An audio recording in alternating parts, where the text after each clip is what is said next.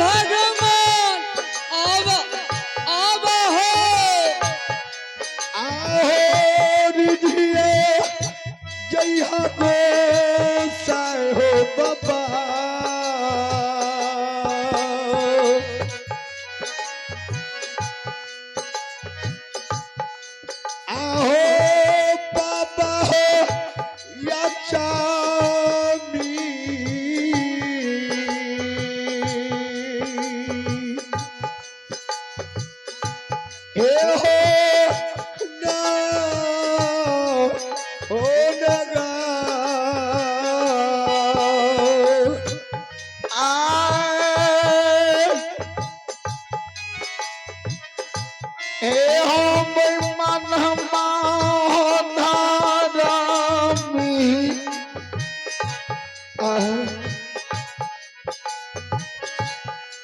हो धर्म के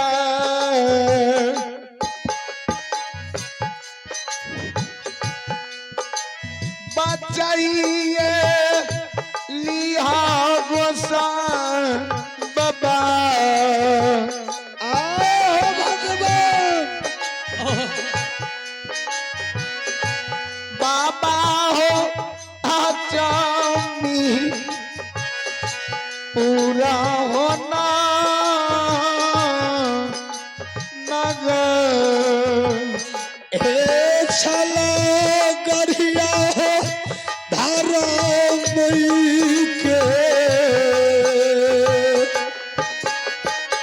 चले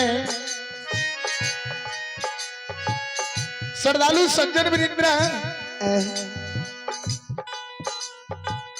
चले श्रद्धालु सज्जन वृंद आप हैं परमात्मा की दरबार में आप हैं परमात्मा की दरबार में अंकेश बाबू जगकर्ता महोदय के भाई श्री अंकेश बाबू के ओर से भगवान की दरबार में बड़ी उदार दिल से शानदार है 51 रुपए की दान आए हैं ये भगवान 51 के 102 बना दे माँ सरस्वती विद्या भंडार दे भोले भंडारी भंडार भरे रखे जय रानी श्रद्धालु की जय हो जय उनकर पूजनीय माता पिता की जय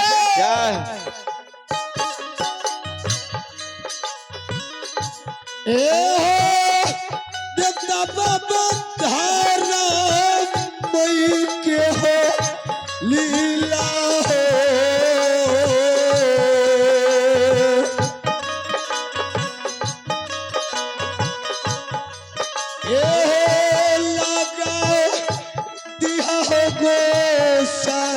बाबा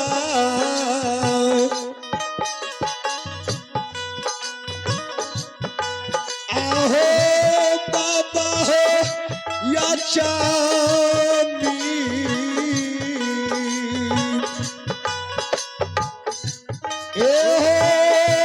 ना हो नगा गुरु बाबा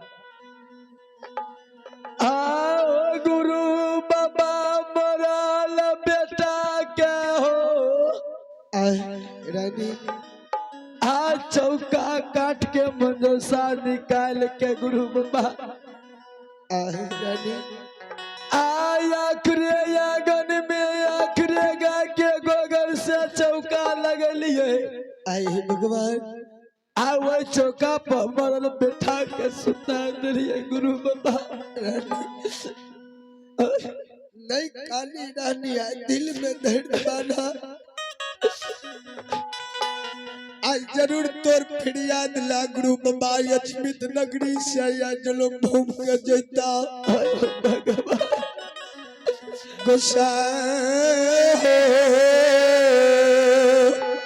गोसाई भगवान सत के नैया भगवान बनवासी के बचई हो झूठ बचल राजा रानी के अचमित से गेल रहिए झूठ बचन में राजा रानी के बेटा भेल पड़ गए आ बेटा के कारण बड़ी दुख तकलीफ खेटलक ए हो ठाकुर जी एक बेरिया सत के बीजा के आदि हो मरल बेटा के यचमित नगरी में जिया दी हो नाचिए नाच के दे हो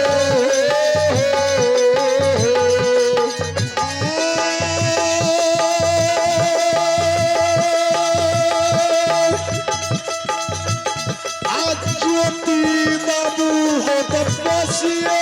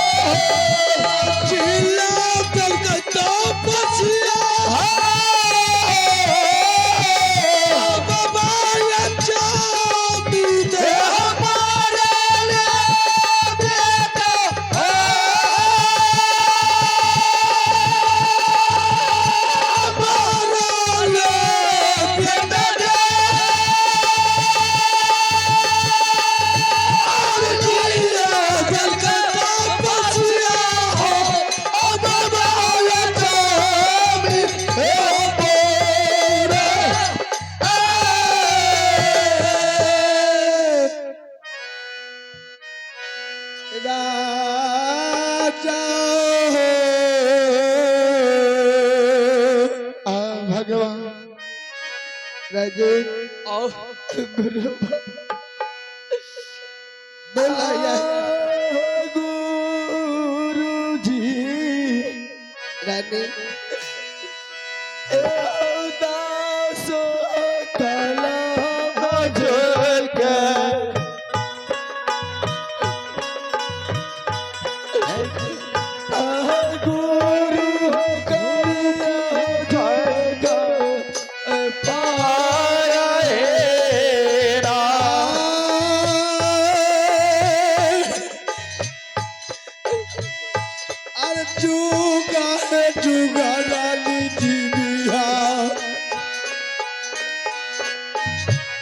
चालिया है काया है का तुहारो आबर है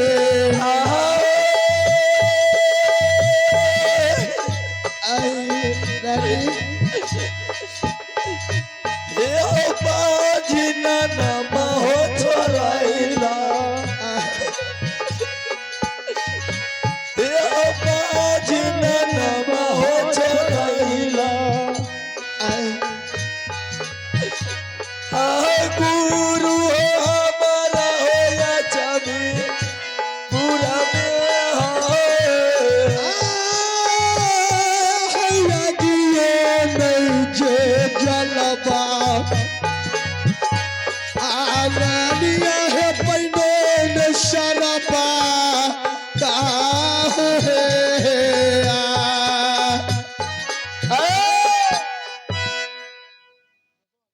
कहनी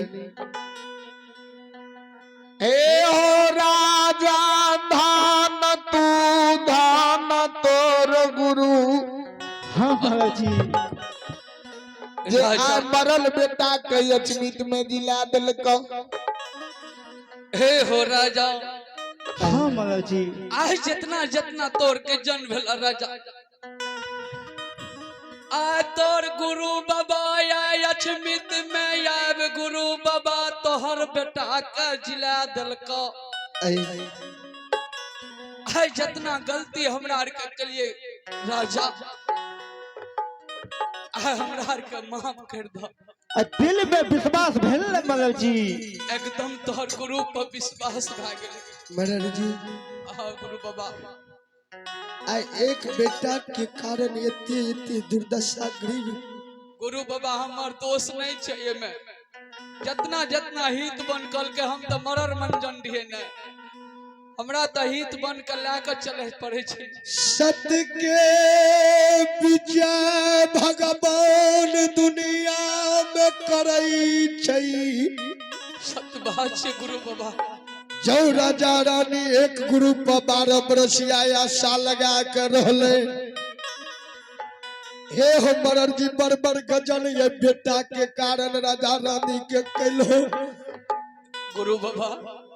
आय जो यदि तोरा सबके हुआ पावर छ तो एक बेर ये गुरु के तोरा के दुख क्या के देखो गुरु बाबा आप जितना गजन तू राजा रानी के कैलो वही बर वैसे बढ़ के तोरा गजन करे के लिए गुरु ओकर द्वार ये लइया ए हो गुरु बाबा तैयार भ जा गजन करे के लिए हम प्रगट खार भेल छियै नहीं गुरु बाबा या अब जे गलती भेले अब ना हेते एहन गलती अब तो बुझ गेलिए बाबा मरर बाबू संसार में सबके भगवान एक ने एक दिन जरूर ओकरो फिर याद ले छे सत्य बात छे गुरु बाबा नहीं जाने ठीक छे जा तोरा सबके जरूर माफ कह दिलिया हो राजा बिलटाल धन दौलत के गुरु बाबा हमार बड़को भाई का माफ कर देबे सबके माफ कह दिलिया जा भाई बंधु समाज जतेक नगरी के छो सबके नहीं तो ओकरा नहीं हो करवा तो चले वाला छै हमरो मारलक एकरा आर के चलते गुरु बाबा खैर कोई बात नहीं छिए बहुते मारलक है